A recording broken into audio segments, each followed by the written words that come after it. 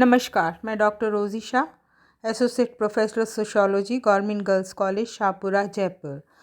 अपनी last class में हम ग्रामीण भारत की सामाजिक संरचना के संबंध में जान रहे थे। आज उसी कड़ी को आगे बढ़ाते हुए मैं आपको कुछ भारतीय ग्रामों की सामाजिक संरचना के अध्ययन बताने जा रही हूँ, जो कि महत्वपूर्ण अध्ययन है।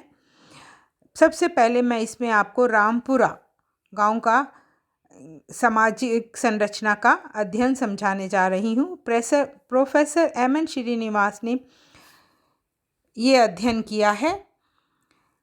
श्रीनिवास ने ये अध्ययन 1948 में किया था, और जब उन्होंने ये अध्ययन किया था मैसूर के रामपुरा गांव की सामाजिक संरचना का अध्ययन, उस समय इस गांव की जनसंख्या 1523 थी और गांव में 19 हिंदू जातियां तथा मुसलमान रहते थे।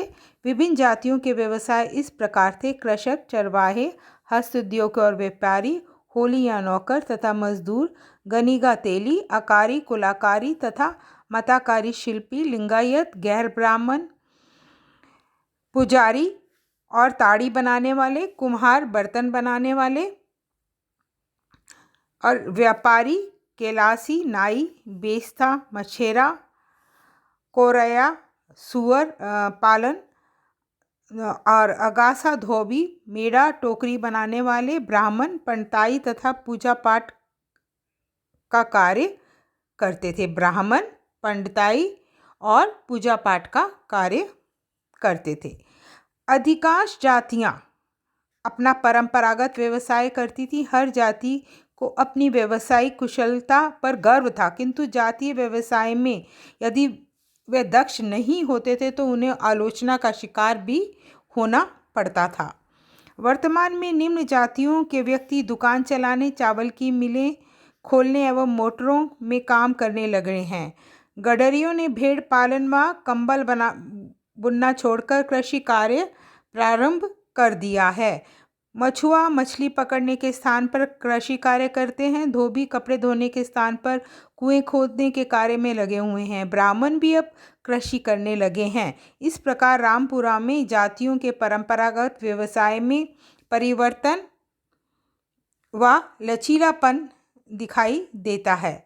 मैसूर के रामपुरा गांव में जो ये अध्ययन किया गया, ये एम.एन. श्रीनिवास ने जो उनकी पुस्तक प्रकाशित हुई है उसमें इसकी व्याख्या की है, और उस पुस्तक का नाम है मैसूर में एक गांव की सामाजिक व्यवस्था। अब मैं इस सामाजिक व्यवस्था के बारे में आपको समझाने जा रही हूं, और इनको पॉइंट्स में मैं बताऊंगी आपको। सबसे पहले यानी ये जो मैसूर के गांव की सामाजिक संरचना का अध्ययन है, उसके अंतर्गत जो बातें उभर कर आई हैं उन्हें आपको बताऊंगी। कृषक तथा कृषि। रामपुरा में जनसंख्या का लगभग आधा भाग कृषि करता है। अधिकांश कृषक या तो मालिक हैं या साझेदार हैं अथवा श्रमिक व नौकर हैं। वर्तमान में व्यापारी, टोकरी बनाने वाले, धोबी, सुअर पालने वाले एवं मछुआरे किसी भी प्रकार के कृषि कार्यों में नहीं लगे हुए हैं।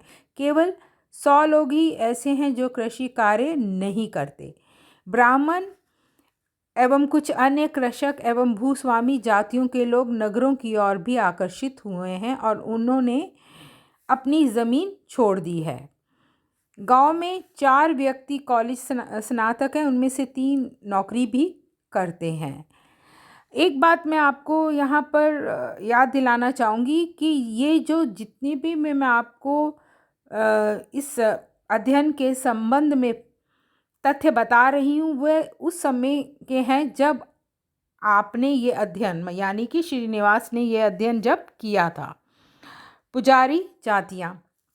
ब्राह्मण तथा लिंगायत रामपुरा की परंपरागत पुजारी जातियाँ हैं। प्रत्येक ब्राह्मण और लिंगायत पुजारी नहीं है, यानी ज़रूरी नहीं है कि वे पुजारी हों। उनमें से कई लोग धर्मनिरपेक्ष व्यवसायों में भी लगे हुए हैं। पुजारी लोग पुरोहित कार्य के अतिरिक्त कृषि एवं महाजनी कार्य भी सहायक व्यवसाय के रूप में करते हैं। लिंगायत जिन शिव मंदिरों में पुजारी हैं वहाँ ब्राह्मण नहीं जाते, और जिन मंदिरों में ब्राह्मण पूजा पाठ का कार्य करते हैं वहाँ लिंगायत प्रवेश नहीं करते, किंतु गैर ब्राह्मण जातियाँ किसी भी मंदिर में प्रवेश कर सकती हैं। लिंगायत पुजारी जन्म, विवाह एवं अन्य संस्कारों के अवसर पर लिंगायतों के घर में पुरोहित का कार्य करवाते हैं, जबकि ब्राह्मण गैर ब्राह्मण उच्च जातियों के यहाँ ये कार्य पुरोहिती का कार्य कराते हैं। ब्राह्मण व लिंगायतों के अतिरिक्त अन्य जातियां भी पुजारी होते हैं। ये दैनिक व साप्ताहिक पूजा करते हैं। मारी देवी की पूजा यहाँ की जाती है। अछूतों का मारी देवी एवं राम का अलग मंदिर है। रामपुरा के ब्राह्मणों में कुछ लोग चिकित्सा, पोस्टमास्टर, ठेकेदारी एवं कृषि का कार्य भी करते हैं। पुरोहित का कार्य करने के लिए ब्राह्मणों में गांव का बंटवारा किया गया है। सेवक जातियां रामपुरा में कुम्हार, धोबी और नाई कृषकों की सेवा करते हैं और बदले में उन्हें फसल के समय अनाज दिया जाता है। लोहार, सुनार राज अपना परंपरागत व्यवसाय करते हैं। कुम्हार गांव वालों को मिट्टी के बर्तन देता है। कुम्हार, लोहार और सुनार सभी जातियों को अपनी सेवाएं प्रदान करते हैं, किंतु नाई और धोबी अछूतों की सेवाएं नहीं करते। इसमें ये बात और है एक कि कर्मकांड के समय नाई विशेष सेवाएं प्रदान करता है, जिसका उसे अलग से भुगतान किया जाता है। कुछ अशुभ दिनों को पर जिन्हें वह अशुभ दिन मानते हैं, जैसे तथा उसमें वह नाई हजामत नहीं बनाते हैं। अन्य जातियां 9 जातियां ऐसी हैं जो नियमित सेवाएं प्रदान नहीं करती। ये हैं सुअर पालने वाली जाति, तेली, टोडी, मछुआरे, टोकरी बनाने वाले, गडरिये, व्यापारी, अछूत तथा मुसलमान और अन्य बाहरी जातियां। ये जातियां रामपुरा के अतिरिक्त पास के अन्य गांवों में भी अपनी सेवाएं प्रदान करती हैं। इन जातियों ने अपने परंपरागत व्यवसाय के अतिरिक्त कृषि, मजदूरी, व्यापार एवं दर्जी के कार्यों को भी अपनाया है। 3 अछूत परिवारों में से 15 कृषि कार्य करते हैं और 15 कुली का कार्य। अछूत स्त्रियां भी कुलीगिरी करती हैं। वे धान की रोपाई व निराई करती हैं तथा फसल के कार्य में सहायता करती हैं। वे आटा पीसने, अनाज साफ करने, बबूल के वृक्षों की काट छांट करने का कार्य करती हैं। यहाँ पर एक बात और आप समझ लीजिए, कुछ मुसलमान कसाई, मोची, काश्तकार, यूनानी डॉक्टर, कारीगरी, दर्जी, व्यापारी आदि के रूप में भी कार्य करते हैं। आमों के बगीचे हिंदुओं के थे, किंतु आमों का समस्त व्यापार मुसलमानों के हाथ में था। कई सैलानी जातियां भी रामपुरा के आसपास में गर्मियों के मौसम में आती जाती हैं, जो कुआं खोदने, बांसुरी बनाने, लकड़ी काटने, सांप एवं जादू का खेल दिखाने का कार्य करती हैं। अब मैं वहाँ की अर्थव्यवस्था के बारे में आपको बताने जा रही हूँ। परंपरागत ग्रामीण अर्थव्यवस्था में मुद्रा के स्थान पर वस्तु विनिमय प्रचलित रहा है। वस्तु विनिमय सेवाओं के बदले अनाज, जमीन अथवा मुद्रा दी जाती है। कभी एक नौकर को जिसने लंबे समय तक अपने मालिक की सेवा की है, जमीन का एक टुकड़ा भी दे दिया जाता है। मंदिर के पुजारियों को भी भूमि भेंट में दी गई है। भूमि का उपयोग उसी समय तक किया जा सकता है जब तक कि व्यक्ति पद पर बना हुआ है। नगद भुगतान को अच्छा माना जाता है। भूमि एवं अन्न से भुगतान ने रामपुरा के लोगों को परस्पर निर्भर बना दिया है। पुजारी, ब्राह्मण, नौकर, गांव के मुखिया तथा लेखपाल आदि को भुगतान जमीन के रूप में किया जाता है, जबकि शिल्पकार, कुम्हार, धोबी, नाई आदि को फसल पर अनाज आदि के रूप में भुगतान किया जाता है। भुगतान कितना होगा, इसका निर्धारण परिवार के सदस्यों की संख्या तथा हलों की संख्या आदि पर निर्भर है।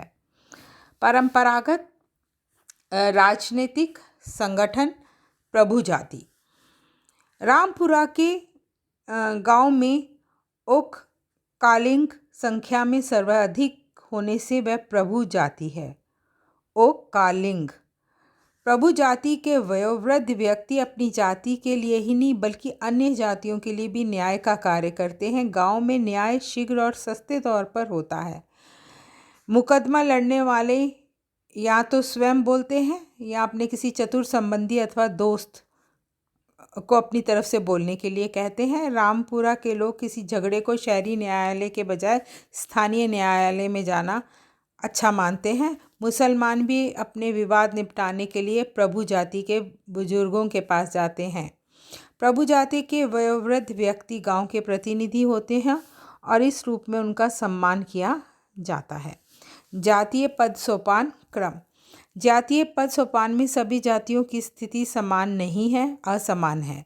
प्रत्येक जाति अंतर्वैवाहिक नियमों तथा भोजन के नियमों की दृष्टि से एक दूसरे से भिन्न है। जातिगत व्यवसाय भी समाज में जाति की स्थिति निर्धारित करते हैं। एक व्यक्ति अपनी से ऊंची जाति एवं अपनी जाति के सदस्यों के यहाँ भोजन और पानी ग्रहण नहीं करता। निम्न जातियों में ये सेवाएं ग्रहण करने पर वह अपवित्र हो जाता है।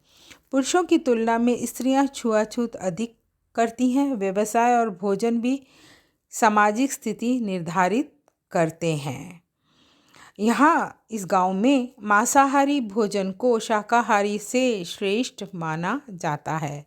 व्यवसाय भी पद सोपान क्रम तय करता है। कसाई का काम सबसे निम्न कोटि का है। मछली पकड़ना, चमड़े का कार्य, सुअर पालना, ताड़ी बनाना आदि भी निम्न व्यवसाय माने जाते हैं। लोहे का कार्य, बर्तन बनाना, टोकरी बनाना, गडरिये का काम करना आदि को अछूत कार्य नहीं माना जाता। रामपुरा की जातियां उच्च होने का दावा खान पान एवं व्यवसाय के आधार पर ही नहीं वरन पौराणिक कथाओं के आधार पर भी करती हैं। रामपुरा में ब्राह्मण, लिंगायत और सुथारों को प्रथम श्रेणी में रखा गया है। कृषक, व्यापारी, तेली, नाई, गडरिये, कुम्हार, मछुआरे, मछली पकड़ने वाले को दूसरी श्रेणी में तथा अछूत जातियों को तीसरी श्रेणी में रखा जाता है। आश्रयदाता और आसामी। रामपुरा के कृषकों और अछूतों के बीच परंपरागत मालिक एवं सेवक के संबंध पाए जाते हैं। सेवक को हेलीमंगा भी कहते हैं, जिसका अर्थ है विश्वसनीय नौकर। हेलीमंगा मालिक के यहाँ विवाह आदि के अवसर पर सेवक परिवार के लोग मकान की पुताई करने, विवाह मंडप बनाने, ईंधन जुटाने तथा अन्य कार्य करते हैं।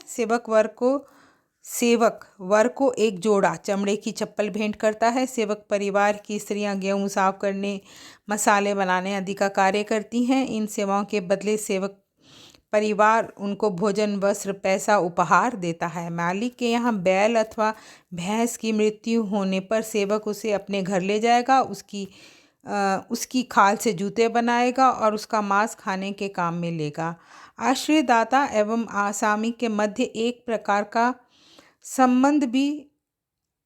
प्रकार का संबंध भी रामपुरा में पाया जाता है और जिसे जीता कहते हैं। इसके अंतर्गत एक गरीब व्यक्ति संपन्न व्यक्ति के यहाँ 1 से 3 वर्ष तक कार्य करने का ठेका लेता है। कार्य करने की शर्तें लिखित होती हैं। ये सेवा काल और अधिक समय के लिए बढ़ाया भी जा सकता है। भूस्वामी और आसामी के संबंधों में घनिष्ठता पाई जाती है और ये कभी कभी जातिगत अवरोधों को भी कम करने में सहायक होती है। गांव के मुखिया के मातहत 58 विभिन्न जातियों के परिवार आश्रित थे। चुनावों ने आश्रित दाताओं को दल निर्माण की सुविधाएं दी हैं। प्रत्येक आश्रित दाता का एक वोट बैंक होता है जिसमें उसके आश्रित होते हैं। अब मैं आपको दूसरा अध्ययन बताने जा रही हूँ। किशनगढ़ी उत्तर प्रदेश के एक गांव की सामाजिक संरचना। मैकियम मैरिट ने 1951 और 1952 में, यहाँ पर टाइपिंग मिस्टेक है जो 1922 शो कर रहा है, यहाँ पर आप इसे 1952 पढ़िए। 1951 और 1952 में किशनगढ़ी नामक गांव का अध्ययन किया था। ये गांव अलीगढ़ जिले में स्थित है। गंगा यमुना के दोआब में बसा हुआ है। इस गांव में 14 स्थानीय जातीय समूह हैं। गांव की जनसंख्या अध्ययन के समय 850 की थी। सबसे बड़ा जाति समूह ब्राह्मणों का है। ये मुख्य रूप से किसान हैं। किसानों के बाद चमारों, जाटों, कुम्हारों तथा मुसलमान फ़कीरों का नंबर आता है, जिनमें से प्रत्येक के 10 परिवार हैं। अन्य जातियों के छोटे छोटे परिवार भी हैं। प्रत्येक जाति में कई वंशों के लोग हैं। वंश का नाम किसी मुख्य सदस्य के नाम पर होता है। एक वंश के लोगों में वंश भक्ति की भावना पाई जाती है। वर्तमान में वंश समूह का संगठन कमज़ोर होता जा रहा है। पहले किसान समूह अपने वंश की ज़मीन को मिलाकर जोतते थे, खेती में विनियोग और राब को आपस में बांट लेते थे। वे आपत्ति आने पर और उत्सव के लिए अनाज का एक भंडार भी रखते थे। सबसे अधिक सहयोग संयुक्त परिवार में और उसके बाद वंश समूह में देखा जा सकता है। आवश्यकता के समय समूह के सदस्य एक दूसरे की मदद करते हैं। वर्तमान में जमींदारी उन्मूलन कानून के लागू होने से भूमि का परिवारों में विभाजन कर दिया गया है। कारीगर और भूमिहीन अपने खेतों का भी संयुक्त प्रबंधन करते हैं। जाति के सदस्यों का गांव से बाहर कार्य करने जाने एवं आपसी बैर विरोध के कारण जाति समितियां विघटित हो रही हैं। जाटों का वंश समूह किशनगढ़ से बाहर भी एक प्रभावशाली संगठन है। जाट उन पूर्वजों के वंशज हैं जिन्होंने किशनगढ़ी को विजय किया है और इनका राज्य कभी आगरा विभाग के सैकड़ों गांवों में फैला हुआ था। अब मैं आपको किशनगढ़ी उत्तर प्रदेश के गांव की सामाजिक संरचना के संबंध में बताने जा रही हूँ। वहाँ जाति व्यवस्था, अंतर समूह संबंध, उत्सव एवं त्यौहार, पंचायत एवं गुटबाजी, अर्थ व्यवस्था कैसी थी, इसे समझिए। सबसे पहले विवाह के बारे में मैं आपको बताऊंगी। किशनगढ़ी के लोगों के वैवाहिक संबंध आसपास कई गांवों से हैं। गांव में ही विवाह करने की प्रथा नहीं है। इसके अतिरिक्त वे पास के 6 गांव में भी विवाह नहीं करते, क्योंकि वे भी उनके रक्त संबंधी हैं। किशनगढ़ी गांव में विवाह की औसत दूरी 12 मील है और इनके वैवाहिक संबंध 300 गांव में हैं। गांव के आधे विवाह 80 गांव में हुए हैं। गांव का एक क्रम एक ही दिशा में चलता है। लड़की देने वाले गांव को लड़की लेने वाले गांव से नीचा माना जाता है। जिस गांव से लड़की प्राप्त की जाती है, दोबारा उसी गांव में लड़की देना अच्छा नहीं माना जाता। विवाह पर और उसके बाद भी लड़की के ससुराल वाले परिवार को कुछ ना कुछ दिया करते हैं। किशनगढ़ी में दूध देने वाले जानवरों में से 1/4 जानवर विवाह संबंधियों द्वारा भेंट में दिए गए थे। ऋणों एवं कर्जा का 1/4 भाग विवाह के लिए लिया गया था। जाति व्यवस्था वहाँ पर किशनगढ़ी गांव की ब्राह्मण, जाट, बनिया, कायस्थ, बढ़ई, योगी, माली, काछी, गडरिया, नाई, कुम्हार, दर्जी, कोली, खटीक, फकीर, मनिहार, रंगरेज, तेली, भंगी, कंजर आदि जातियां निवास करती हैं। प्रत्येक जाति की सामाजिक संस्तरण में भिन्न स्थिति है। जातियों के पारस्परिक खान पान और आवभगत संबंधी उनकी सामाजिक स्थिति के द्वारा तय होते हैं। जातियों के पारस्परिक खान पान और उनकी अतिथि सत्कार जो है वे सामाजिक स्थिति के आधार पर तय होता है। कभी जब जाट आर्थिक व राजनीतिक दृष्टि से संपन्न थे तो उनके घर पर दशहरा के उत्सव पर दरबार लगा करता था। अब स्थिति बदल गई है। निम्न जातियां भी ऊंचा उठने का प्रयास कर रही हैं। जाति ही व्यक्ति की प्रतिष्ठा निर्धारित नहीं करती, बल्कि संपन्न एवं शक्तिशाली होने पर भी निम्न जाति का व्यक्ति भी प्रतिष्ठा प्राप्त कर लेता है। जमींदारी उन्मूलन ने जातियों एवं व्यक्तियों में प्रतिष्ठा के लिए प्रतिस्पर्धा उत्पन्न की है। नई पंचायत व्यवस्था ने भी उस प्रतिस्पर्धा को बढ़ाया है। ब्राह्मणों की संख्या कुल गांव की जनसंख्या की 1/4 है। उनके पास गांव की आधी भूमि है। ब्राह्मणों में से प्रत्येक अपने लिए बोलता है और किसी दूसरे का नेतृत्व स्वीकार नहीं करना चाहता है। अब हम जानेंगे अंतर समूह संबंध के बारे में। समान उत्सवों में भाग लेने के कारण विभिन्न जातियों के लोगों द्वारा कुछ समूहों का निर्माण किया गया है। इन समूहों से विभिन्न जातियों के सदस्यों को परस्पर नज़दीक आने का अवसर मिला है। स्त्री व पुरुषों के भिन्न भिन्न समूह हैं। बच्चों के खेल समूहों ने भी जातियों के पारस्परिक मिलने को बढ़ावा दिया है। सामान्यतः विभिन्न जातियों के व्यक्तियों का परस्पर मिलन उपयुक्त नहीं समझा जाता। ऐसे संबंधों को जातीय एकता को तोड़ने वाला माना जाता है। वहाँ पर उत्सव एवं त्योहार, विवाह एवं अन्य उत्सवों पर स्वयं ही जाति के अतिरिक्त दूसरी जातियों के लोग भी भाग लेते हैं। शादी से पूर्व 10 रातों तक 4 दर्जन तक स्त्रियां बिना बुलावे के शादी वाले घर में गीत गाती हैं। शादी की दावतों जुलूसों में पुरुष शामिल होते हैं। दावतें क्रमशः वंश समूह, जाति, अन्य जाति एवं पास के गांव में दी जाती हैं। विवाह, जन्म, मृत्यु एवं अन्य अवसरों का न्योता देने की प्रथा पाई जाती है। दिवाली, होली, अन्य त्योहारों विभिन्न जातियों को परस्पर मिलने का अवसर प्रदान करते हैं। यानी आप मिलकर के यह त्योहार और उत्सव मनाए जाते हैं। पंचायत एवं गुटबाजी, जमींदार के नेतृत्व में नियंत्रण और अनुशासन था। चुनावों में गांव में अलग अलग गुट देखे जा सकते हैं। गुटबाजी के कारण ग्राम पंचायत फूट और आपस में घृणा का केंद्र बन गई है। गांव पंचायत में अनेक जातियों के लोग सदस्य हैं, किंतु ये कभी मिलकर काम नहीं करते। संख्या एवं संपत्ति में अधिकता वाला ब्राह्मण समूह ही कुछ काम कर सका है। आपसी फूट के कारण गांव पंचायत कर वसूलने, दंड देने और विकास कार्य कराने में असफल रही है। किशनगढ़ी में पंचायत अदालत भी है जो मुकदमों की सुनवाई करती है। इस पंचायत के 25 सदस्य हैं जो सभी जमींदार हैं। अर्थव्यवस्था, किशनगढ़ी गांव में 535 एकड़ समतल और उपजाऊ भूमि है।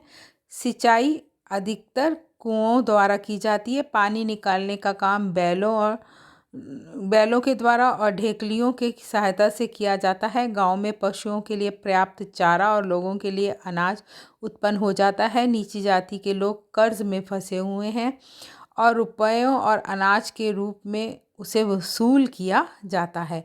एक भूस्वामी प्रति दूसरे वर्ष अपने मजदूर को बदल देता है। कृषि के अतिरिक्त विभिन्न जातियां अपना परंपरागत व्यवसाय करती हैं।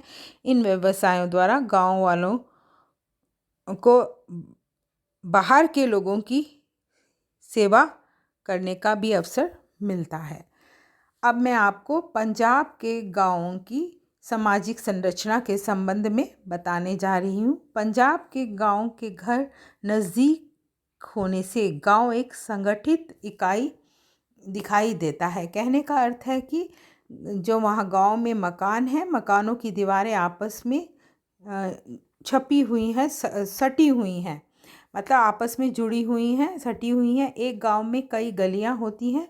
गांव के भीतर अतः गांव की सीमा पर तालाब होते हैं। गांव के चारों ओर गांव वालों के खेत होते हैं।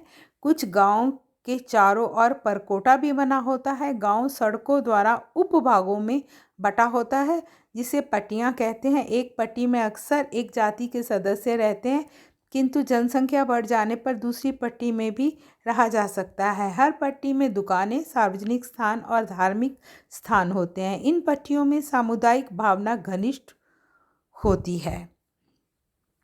अब हम इस पंजाब के गांव की सामाजिक संरचना के बारे में जानेंगे।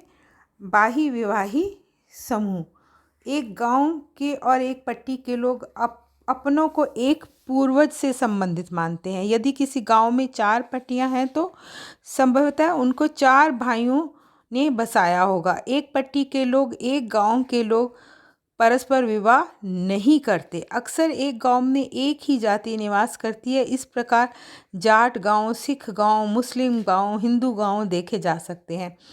पंजाब के गांव ग्राम जो हैं वह बाही विवाही के नियमों का पालन करते हैं। जिन गांव में लड़कियां ली जाती हैं, जिन गाँवों से लड़कियां ली जाती हैं उसी गांव में फिर लड़कियां दी नहीं जाती हैं। उसी गांव लड़की प्राप्त करने वाले गांव को लड़की देने वाले गांव से ऊंचा माना जाता है। सिखों में लड़कियां दक्षिण के गांव से उत्तर के गांव की ओर दी जाती हैं। जो गांव अमृतसर के जितना नज़दीक है वह उतना ही ऊंचा माना जाता है। प्रत्येक गांव के लिए ये तय होता है कि वह किन गांवों से लड़कियां लेगा व किन गांव को लड़कियां देगा। पंजाब में गांव बाह्य विवाह का प्रचलन भी है। अक्सर 4 मील की दूरी तक के गांव में विवाह नहीं किया जाता। विवाह पूर्व लड़का व लड़की द्वारा एक दूसरे को देखने को अनुचित मानने के कारण ही ऐसा प्रतिबंध लगाया गया है। विवाह संबंध आमतौर पर 8, 16 और 32 मील की दूरी के गांव में होते हैं। जाति व्यवस्था पंजाब में जाटों में विभिन्न धर्मों जैसे हिंदू, मुस्लिम और सिख को मानने वाले पाए जाते हैं। जाटों में सिखों की संख्या सर्वाधिक है। राजपूत लोग कृषि का कार्य करते हैं और जाट पशुपालन का। ये दोनों ही अच्छे सैनिक माने जाते हैं।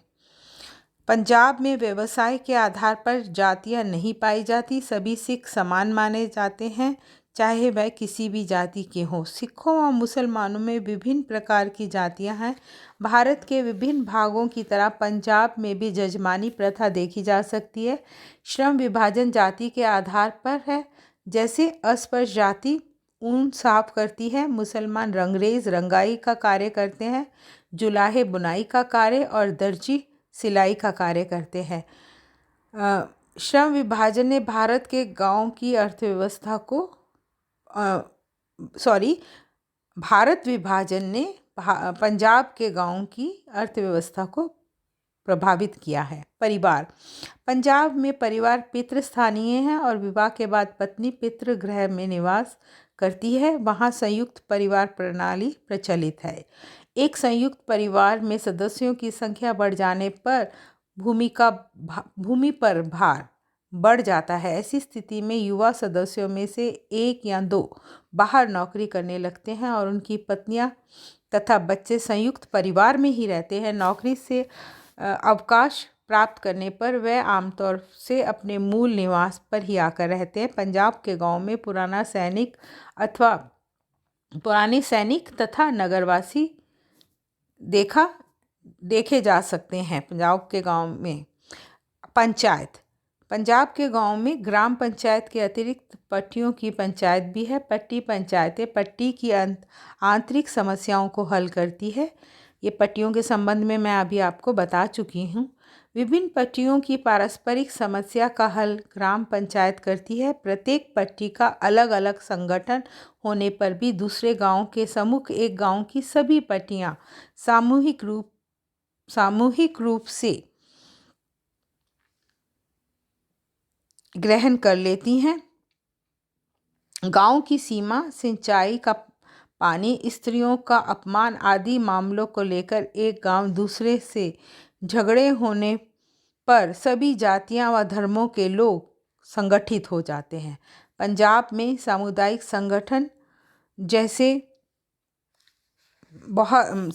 संगठन जैसे आर्य समाज, अकाली दल आदि पाए जाते हैं। वोट सांप्रदायिक आधार पर दिए जाते हैं। इस संबंध में मैं स्मिथ का मत भी आपको बता देना चाहूँगी। स्मिथ का मत है कि पंजाब के गांव कुछ मामलों में एक संगठित इकाई हैं, फिर भी वे आत्मनिर्भर नहीं हैं। आर्थिक क्षेत्र, वैवाहिक संबंध, धार्मिक और राजनीतिक संगठन के मामलों में गांव के संबंध बाह्य जगत के साथ पाए जाते हैं। Thank you.